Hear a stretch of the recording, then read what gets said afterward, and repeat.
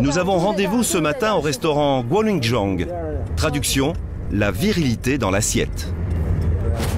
C'est là.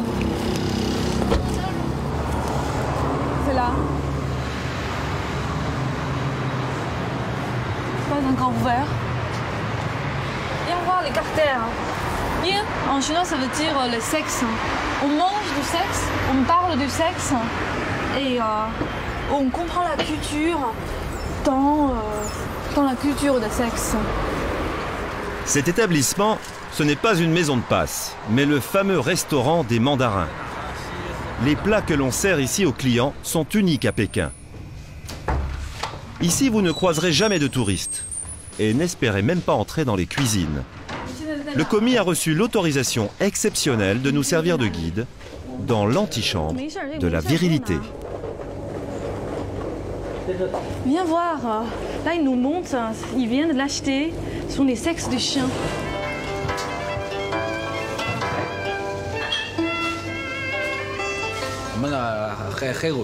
Nous avons beaucoup de variétés de sexes de chiens.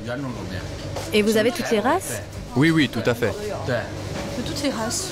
Il y a le chien noir, il y a le chien jaune, il y a toutes les races. Et d'où viennent ces chiens?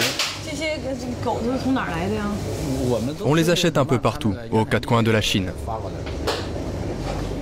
Et ce n'est pas fini, car il y a d'autres spécialités. Ça, c'est du pénis de bœuf, et ça, du pénis de cerf. C'est votre spécialité ici? Le pénis de cerf? Oui, c'est ce qu'il y a de meilleur. Cette fois, notre commis va fouiller au fond du congélateur pour nous montrer avec fierté le sexe qui, à ses yeux, est le plus spectaculaire. Un pénis de cheval. Ça, c'est le plus gros sexe que nous cuisinons ici. Ce soir, une dizaine de convives ont commandé cette spécialité. Une fois déballé, l'engin incite peu à la dégustation. Quand il sera complètement décongelé, le pénis va s'allonger encore. Les plats préparés dans le restaurant viril font partie d'une tradition en Chine qui remonte au IVe siècle. Des clients viennent de commander du pénis de bœuf en forme de fleur, sauce piquante. D'autres plus riches, des hommes de pouvoir en passe de signer un gros contrat, n'ont pas lésiné sur les moyens. Ils ont choisi dans le menu la spécialité du chef, une fondue de sexe. Ce plat est le plus cher, il coûte 300 €, c'est-à-dire 4 mois de salaire d'un jeune cuisinier.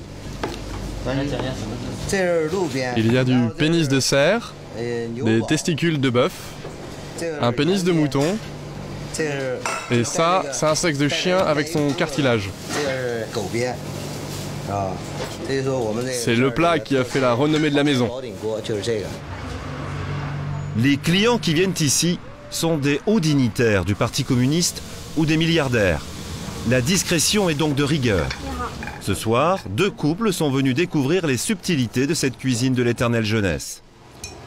Madame a entraîné son mari dans ce restaurant pour son anniversaire. C'est la première fois qu'il goûte à ce genre de cuisine.